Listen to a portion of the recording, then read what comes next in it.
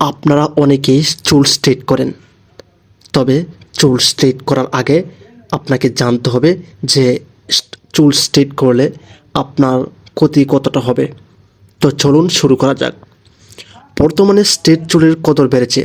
অনেকেই এখন চুল স্থায়ীভাবে স্ট্রেট করাতে পার্লারে ছুটছেন, আর সাময়িক সময়ের জন্য স্ট্রেট চুল পেতে স্ট্রেটনিং আয়রন ব্যবহার করা হয়। তবে শুধু আয়রন করলে চুল সাময়িকভাবে স্ট্রেট হয়, কেবল কেমিক্যাল ট্রিটমেন্ট করালেই চুল দীর্ঘদিন স্ট্রেট রাখা সম্ভব। তবে এটা কতটা ক্ষতিকর চুলের জন্য তা জানা নেই অনেকেরই। তাই সবারই উচিত চুল স্ট্রেট করার আগে জেনে নেওয়া কতটা ক্ষতিকর এটি।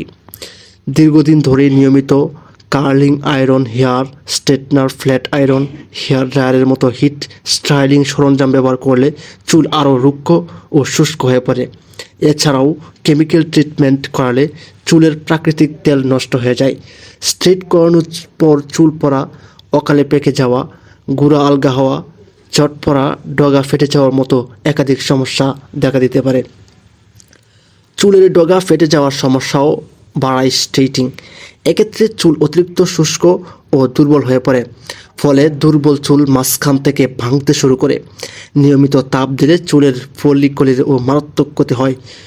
চুল স্থায়ীভাবে সোজা করতে যে রাসায়নিক ও হিট ব্যবহার করা হয় তা চুলের গোড়ার ক্ষতি করে ফেলে, ফলে চুল ঝরা বাড়ে। স্ট্রেট করার কারণে স্ক্যাল্পের চুলকানিও বাড়ে।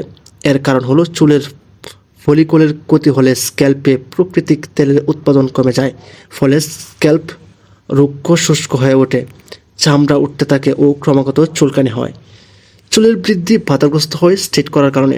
এছাড়াও ঘন ঘন হেয়ার স্ট্রেটনারের ব্যবহার করলে চুলের কিউটিকল স্থায়ীভাবে ক্ষতিগ্রস্ত হয়, ফলে চুলের বৃদ্ধি কমে যায়। এখন আপনাদের প্রশ্ন আসতে পারে, তাহলে এ থেকে বাঁচার উপায় কী? প্রথম কথা হলো, সস্তা পার্লারে যাবেন না। No never. খুব বেশি প্রয়োজন না হলে পার্লারে না যাওয়াই ভালো। ভ্রু প্লাগ আর ফেসিয়াল বসাতে করা সম্ভব, খুব কঠিন কিছু না। চুল স্ট্রেট বা কালার করারও দরকার নেই, এগুলো করলে চুলের ক্ষতি হয়।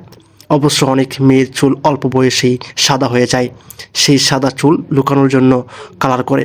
কিছু মেয়ে শাড়ি পরতেও পার্লারে যায়, বাসায় শাড়ি পরা শিখে নিলেই তো হয়। যাই হোক, প্রতিদিন মাথা থেকে কিছু চুল পড়বেই, এটাই স্বাভাবিক, এজন্য চিন্তার কিছু নেই।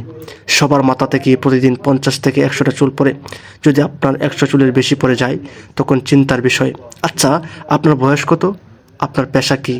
বাঙালি মেয়েদের খুব সাজতে হয় না, শুধু চোখে মোটা করে কাজল দিলেই তাতে দেখতে ভালো লাগে। আর কপালে একটা ছোটো টিপ, অযথা মেকআপ করার দরকার কি?